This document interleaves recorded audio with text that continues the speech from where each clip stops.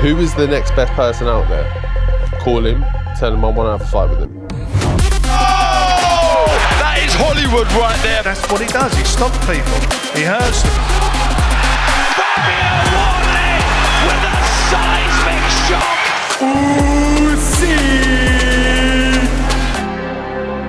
Fabio Wardley. Here we go again. Here we go again. But different this time. Fabio Wardley, world champion. How does that feel? Yeah, look, it feels great. It feels great. It's it's nice. But also it's just the title. Like it's just like, don't get me wrong, and that's not to take away from it in the slightest at all, but it is just the title. Like there's a bit of me that obviously is being called a world champion and there is a feeling there of it, but unfortunately having to miss the moment of being crowned in the ring, holding the belt up, hearing and the new, all of that does take away slightly. And again, that is no disrespect to the world title in and of itself at all. It's just a moment thing that it feels like culminates everything into one. You win the fight, you get the belt, you hear it all come out like that. So for me, this fight is going to be that. So is it disappointing when you get that message or the phone call, the email that comes through and says you've been upgraded because Usyk's vacated? Is there almost like yes, I'm a world champion, but I didn't do it in the ring? Kind of. It's hard to say disappointing, isn't it? Because you almost sound like a spoiled brat when you say, oh, well, I got my world title this way. When, look, there's people who would fall over themselves to get an opportunity to, one, fight for a world title or be called a world champion. And I am both those things. So, look, it is fantastic. It's great. It's not one of it. Is the biggest boxing achievement for a lot of people, but especially for me and my career. But I'm always I think as evidenced by kind of me as a person and how I am, I want to feel like I've earned it. I want to feel like I've done it the right way. I feel like I've done that throughout my career. I've won my titles the right way. I've defended them. I've done everything to the letter kind of thing. And I would like to do that properly with the world title as well. Shows how far you've come, whereby we're discussing world titles. And you're like, oh, I still want to win it in the ring. I mean, it shows how your upward trajectory has been insane in the last few years. When did you think you could become a world champion? Was there like a fight or a time where you're sitting down maybe and you're discussing it with your team and you're thinking, 1 second, we've done the British and we did that quite comfortably, right? Hard fights, but the way in which you done it was comfortable.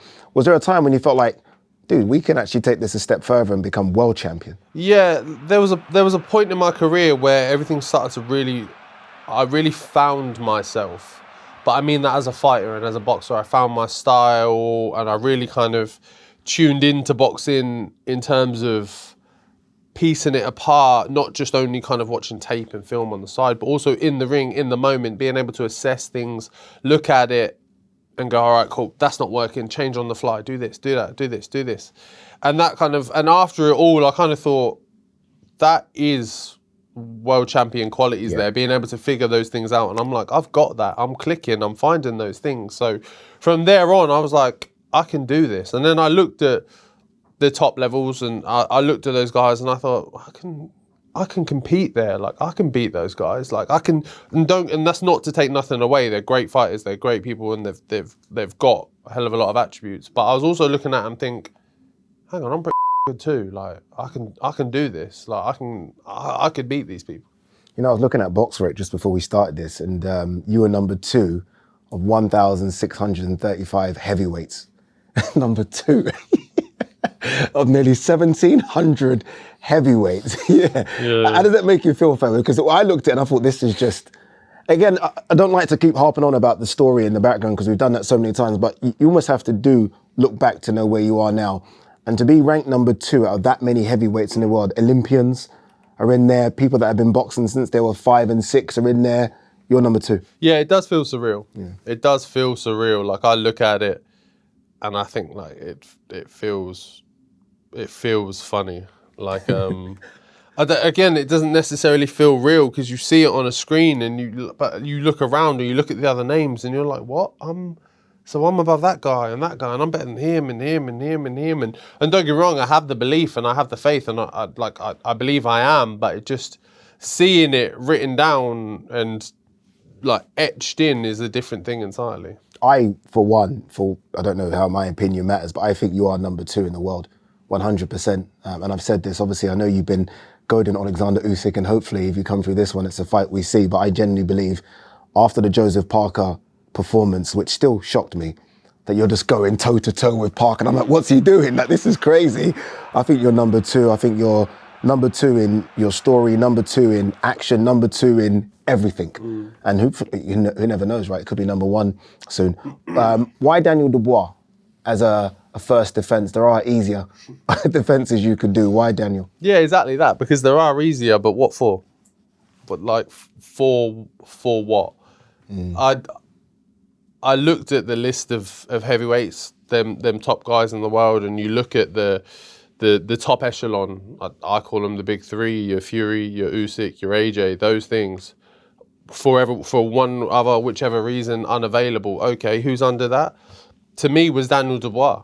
And I was like, okay, well, if he's the next best one, that's the one we're going after. That's the name we're picking. That's the fight we're after. Because, as evidenced, I pick the best guy out there. Again, before, last time we were sat here, who was the best guy out there?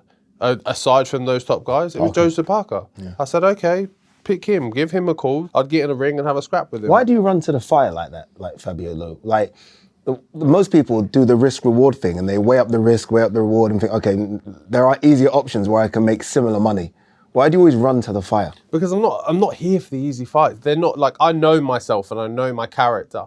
And I know, like, I would be disappointed in myself because I would know that I picked that fight because it's easier. And I'd be like, really? Like, so you're scared of him, or you don't want to fight him? Like, me would be having an argument. Like, really? Is that who you are? Is that the type of fighter you are? You pick the guy because he's easier. Is that where you are? And it's like, no, that's not me. 1, as a person, but 2, as a fighter. Who is the next best person out there? Call him, tell him I want to have a fight with him. Apart from your run, I do think Dubois' run's been equally as good. Putting in the Usyk defeats. I mean, those runs and those fights against Hrgovic, Miller, AJ, phenomenal. Where do you think he is as a fighter right now, Dubois? Yeah, look, he's right up there as well. Yeah. Right up there. Like, there's no taking away from that. There's no shame in losing to Alexander Usyk. I can't. There's nothing to fault there.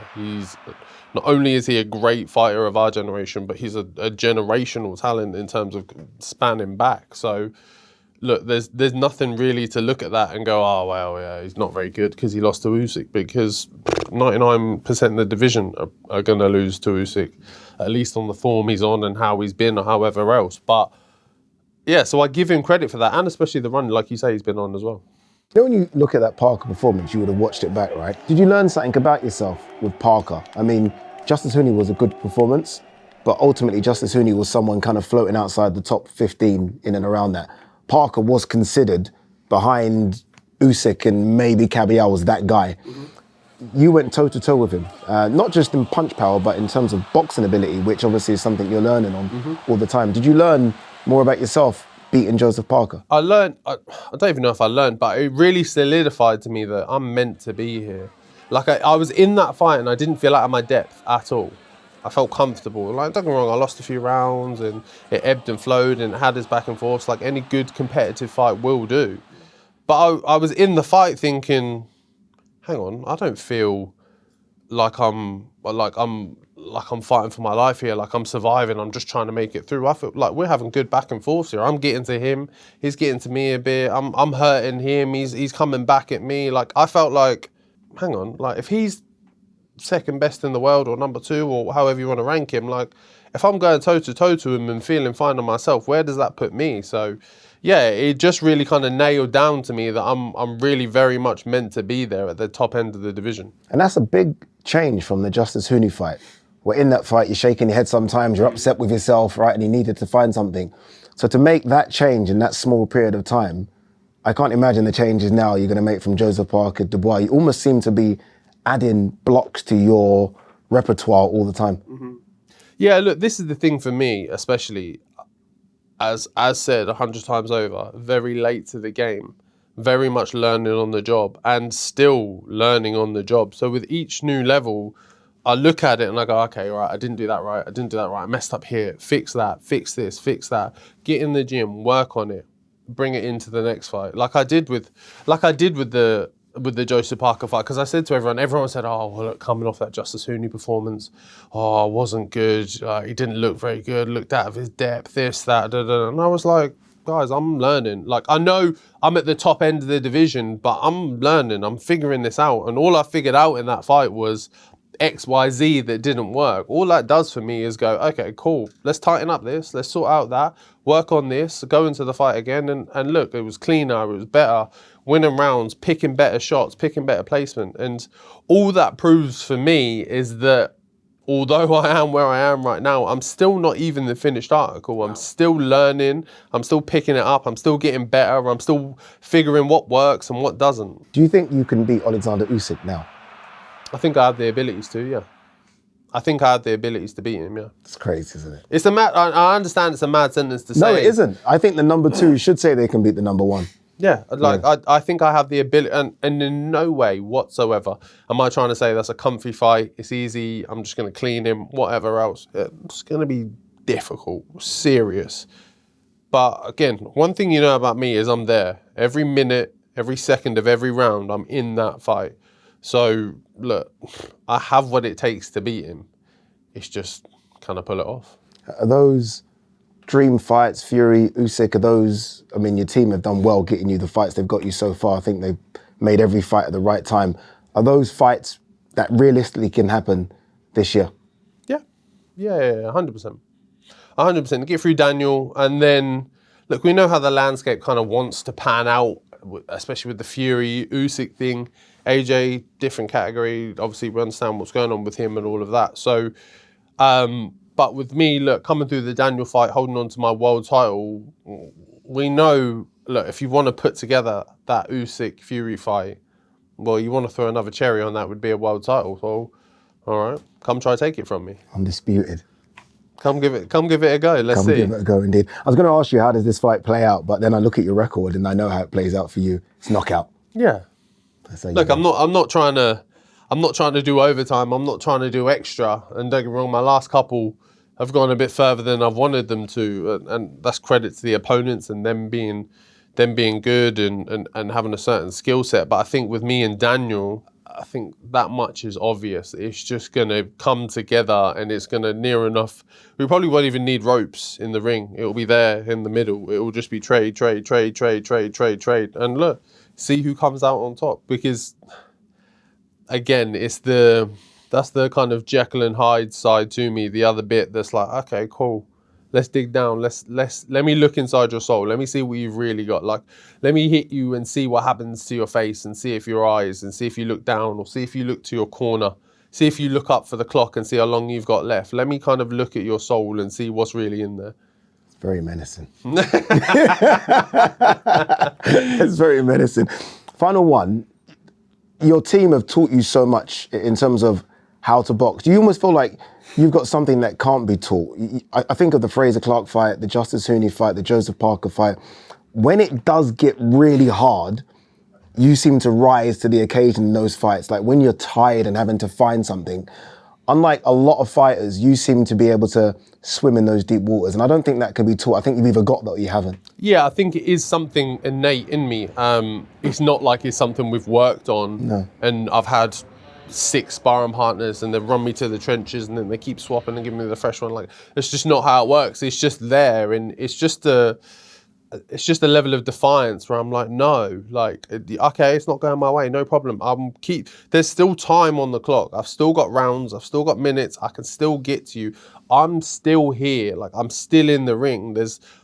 Again, it goes back to kind of the self-argument I would have with myself. Like, I would be my own worst critic if I got out of that ring and I knew that I gave up after round 8 or something, and I was like, you know what, I'm behind on the cards, not going well, can't really figure it out. Let me just see it through and then whatever, maybe we'll live to fight another day. No, like, get stuck in, like, live by the sword, die by the sword, like, go, like, make it through, find a way through. And so far, so good. So far, worked out all right. Done all right. Well done. Cheers, mate. Top man. Appreciate it.